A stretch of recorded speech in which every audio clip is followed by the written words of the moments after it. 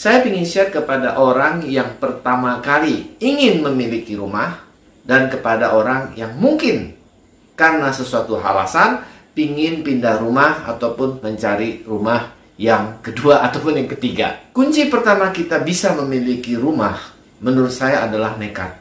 Karena saya dulu nekat ingin memiliki rumah.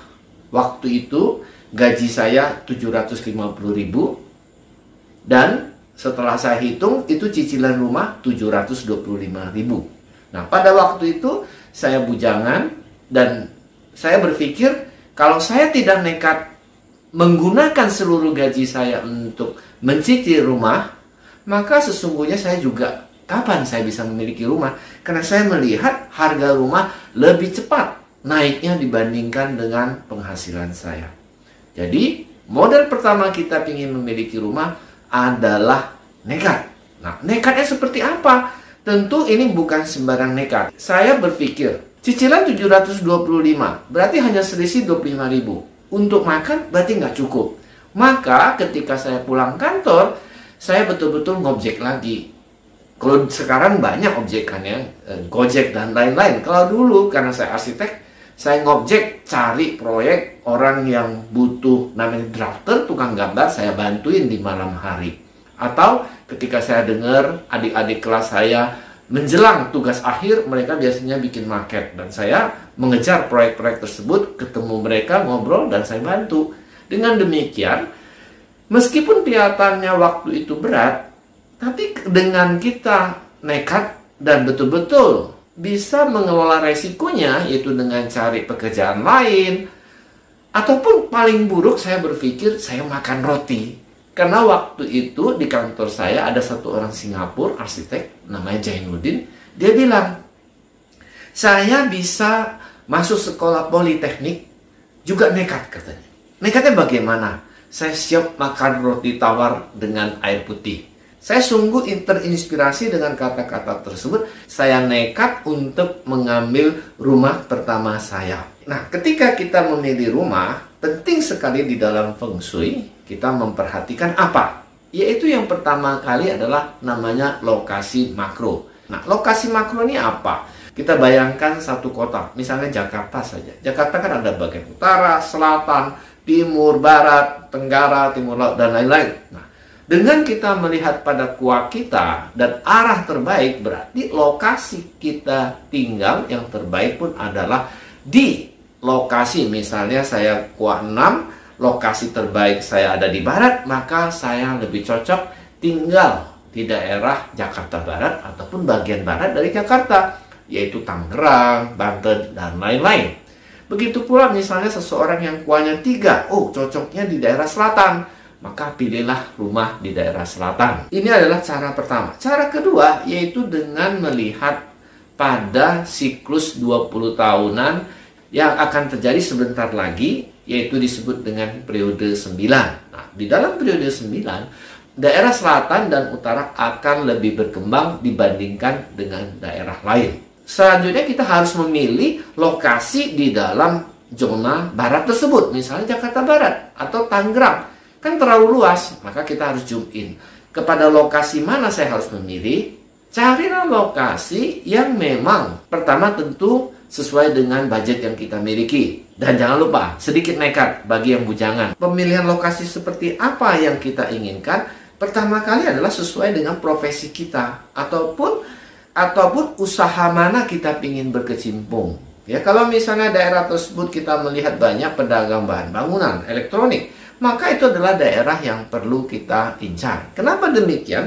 Dengan hanya dekat dengan orang-orang yang memang menjadi profesi kita, maka tanpa sadar kita mudah untuk berhubungan dengan mereka, berkomunikasi mereka, ataupun melihat bagaimana mereka mengelola usahanya maju. Alasan kedua kenapa kita harus memilih daerah itu, karena di situ telah tinggal orang-orang yang sukses di bidang yang kita incar. Nah, tentunya mereka memiliki energi yang jauh lebih baik dibandingkan kita sebagai pemula. Apa artinya? Artinya, sifat energi itu mengalir. Energi itu tidak bisa dikuasai oleh seseorang. Misalnya saya pengusaha elektronik yang hebat gitu. Berarti sesungguhnya tanpa saya sadar, saya memiliki energi yang berlebih. Dan energi itu bisa mengalir ke tetangga-tetangga saya. Saya nggak bisa stop, saya nggak bisa pasang keran untuk stop. Oh, saya nggak mau bagi, nggak bisa. Nah, dengan kita tinggal dekat daerah yang seperti itu, maka kita namanya mendapat rezeki nomplok energi tersebut. Tentu tidak mudah mendapatkan daerah-daerah demikian.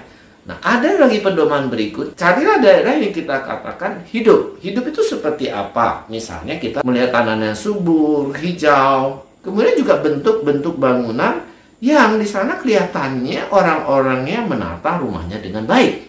Misalnya, tempat-tempat tersebut orang sedang renovasi kanopi, renovasi atap. Nah, ini berarti tanda-tanda bahwa daerah tersebut sedang bertumbuh. Ada energi positif di situ. Selanjutnya adalah kita perlu melihat arah uang datang.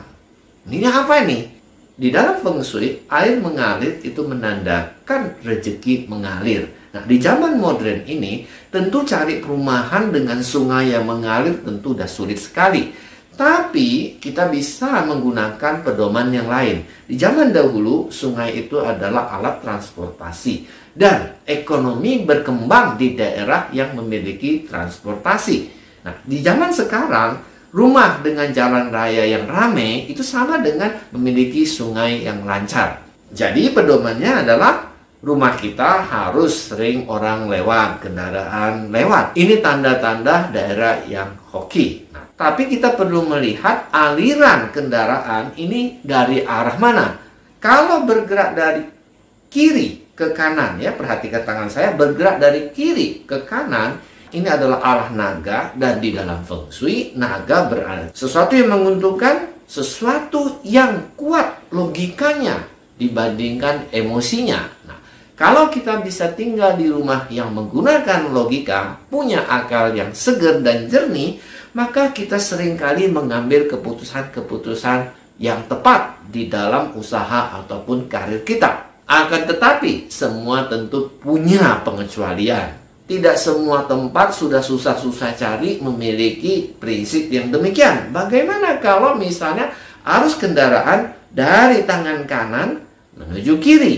Maka ini artinya arus uangnya dikuasai oleh macan. Dan di dalam Feng Shui, macan berarti dikuasai oleh emosi. Nah, seringkali ketika dikatakan dikuasai macan, maka arti selanjutnya adalah gangguan-gangguan kecil, tidak lancar, penyakit, emosi, dan lain-lain. Nah, di dalam kehidupan seringkali kita melihat ketika kita dikuasai emosi negatif, marah atau khawatir, maka logika kita tidak jalan. Hal lain adalah apa? Ketika kita dikuasai oleh kebencian, ya, ketidaksukaan, maka apapun yang terbaik rasanya kita nggak suka. Dan kita akan kaget sekali setelah 10 tahun. Dulu tempat ini murah, gue pingin tapi gue nggak suka. Aduh, gue nyesel deh. Nah, ini artinya dikuasai oleh macan sehingga tidak mampu melihat peluang dengan akal jernih kita. Bagaimana menentukan arus kendaraan kiri ke kanan atau kanan ke kiri? Di dalam kompleks perumahan ditentukan oleh gerbang utama. Bagaimana mensiasati bangunan atau tapak yang sudah kita suka, tapi arus kendaraannya dari kanan ke kiri, yaitu mengubah ketika air hujan atau kita cuci mobil, arus airnya itu bergerak dari kiri ke kanan.